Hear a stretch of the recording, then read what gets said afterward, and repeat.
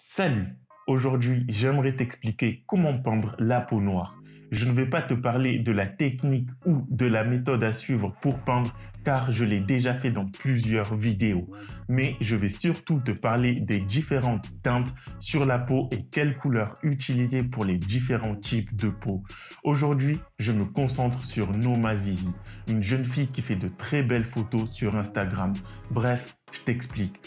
Tout d'abord, c'est important que tu saches que toutes les carnations de la peau chez tous les êtres humains sur cette planète, que ce soit du nord au sud et de l'est à l'ouest, ont une même teinte qui varie entre le rouge et le orange. Globalement, les tubes de couleur restent donc les mêmes. Or, plus tu es foncé, plus ta couleur de base doit être aussi foncée pour correspondre le plus possible à une couleur qui se rapproche de la peau noire. Dans ce cas, il y a deux couleurs qui s'en rapprochent très bien. Ce sont la terre de sienne et la terre d'ombre brûlée. Pour des couleurs chaudes, il vaut mieux privilégier la terre d'ombre brûlée. Et pour des couleurs très chaudes qui se rapprochent d'un rouge foncé, la terre de sienne brûlée correspond parfaitement à la couleur que je recherche. Alors que pour une teinte plus claire, je privilégierai davantage un rouge de cadmium. Ici, la terre de sienne est plus sombre, donc c'est plus évident et plus simple de la rapprocher de la peau noire. Pour les autres couleurs, évidemment, ce sera le jaune ocre qui va te permettre d'éclaircir et de te rapprocher de la couleur dans la lumière tout en gardant une couleur de peau saturée. Comme tu peux le voir dans la transition entre la partie qui se trouve dans l'ombre et celle qui se trouve dans la lumière.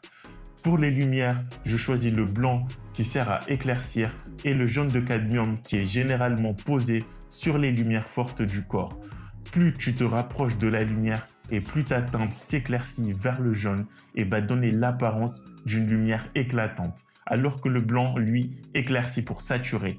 Et pour les ombres alors, eh bien c'est simple, je considère que la terre de sienne est un rouge ou un orange foncé. C'est pas du marron et encore moins un marron clair. Or, pour assombrir ou désaturer une couleur, tu dois ajouter la couleur complémentaire à la teinte générale de la peau qui est la terre de sienne. Et les complémentaires du rouge et du orange qui sont les teintes de la peau sont le bleu et le vert. Ici, j'ai assombri la partie dans l'ombre en utilisant le bleu outre-mer. Le bleu sert aussi à désaturer une couleur pour la faire passer dans l'ombre. D'ailleurs, si ce n'est pas le cas, je te conseille d'utiliser deux pinceaux différents pour les valeurs qui se trouvent dans l'ombre, puis les valeurs qui se trouvent dans la lumière pour ne pas désaturer et salir ta lumière. Il y a aussi une couleur qui n'est pas visible au premier abord chez toutes les carnations de la peau. Sur les parties du corps où la peau est fine et il y a un afflux sanguin important comme le bout des doigts, les joues ou le front, tu peux obtenir une teinte plus rosâtre. Il existe une couleur parfaite qui correspond justement et c'est le magenta. Évidemment, il faut l'utiliser avec énormément de précautions. Quand tu regardes le tube au premier abord, on pourrait croire que cette couleur n'apparaît nulle part sur la peau parce que le magenta, eh bien, c'est du violet. Mais en fait, c'est une couleur qui se fond extrêmement bien au rouge et à la terre de sienne.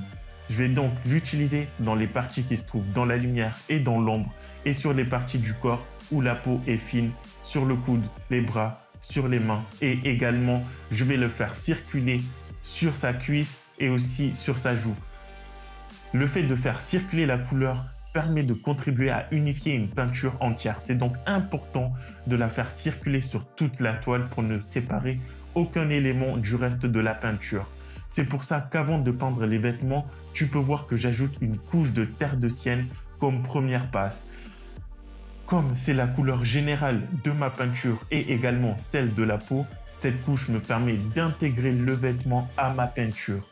Voilà, on arrive à la fin de cette vidéo. Abonne-toi, partage.